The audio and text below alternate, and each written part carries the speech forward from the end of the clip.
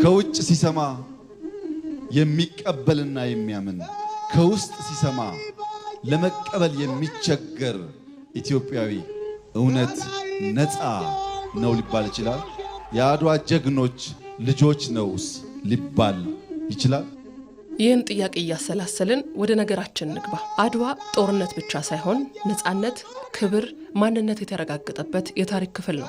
ድሉም የኢትዮጵያን ሉዓላዊነት አረጋግጦ ዓለም አቀፍ ክብርን አመጣ፣ ለጥቁር ሕዝቦችም ተምሳሌት ሆነ።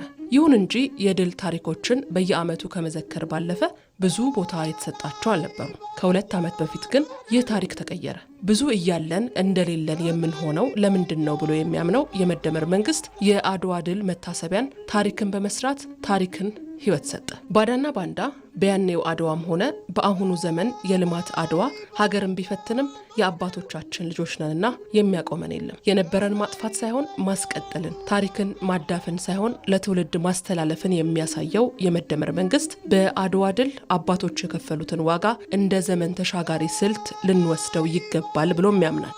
አባቶቻችን እሴት ነበራቸው። ያን እሴት ለማሳካት የተጠቀሙበት እሳትም ነበራቸው። በእኛ ስነ ቃሎች ውስጥ ቁጣ፣ ደንፍላት፣ መሸፈት፣ መውጋት፣ ጀብደኝነት በብዙ ይነገራል። ይህ በስነ ቃሎቻችን የምናያቸው ቁጣዎችና ጀብደኝነት እሳቱን እንጂ እሴቱን አያሳዩም።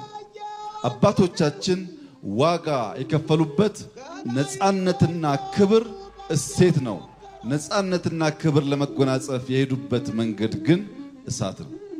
ልንወርስ የሚገባው ነፃነቱን፣ ክብሩን፣ አንድነቱን እንጂ ያን ሊያሳኩ የታገሉበትን ስልት እሳቱን መውረስ አይጠበቅብንም። በአድዋ መንፈስ ትውልድን መገንባት የፓን አፍሪካዊነት ስሜትን ማስገንዘብ እየተሰራበት ነው። ታዲያ በዚህ የስሜት ከፍታ የተቃኘ ልቦና ለአሁናዊ ወራሪ፣ ለአሁናዊ ጦርነት በምግብ ራስን ለመቻል ሊሰለፍም ይገባል። እኛ ያወረሱን እምብኝ ማለት ለወራሪ፣ እምብኝ ማለት ለድህነት፣ እምብኝ ማለት ለልመና፣ እምብኝ ማለት ለውጫዊ ሳቤ ስለሆነ ይህንን ነፃነትና ክብር የወረሰ ኢትዮጵያዊ ዛሬም የምግብ ሉዓላዊነት ለማረጋገጥ የሚተጋ መሆን አለበት። ስንዴ ሲባል፣ ሩዝ ሲባል፣ ሌማት ሲባል ቃር የሚለው ሳይሆን አድዋ የሚታወሰው መሆን አለበት።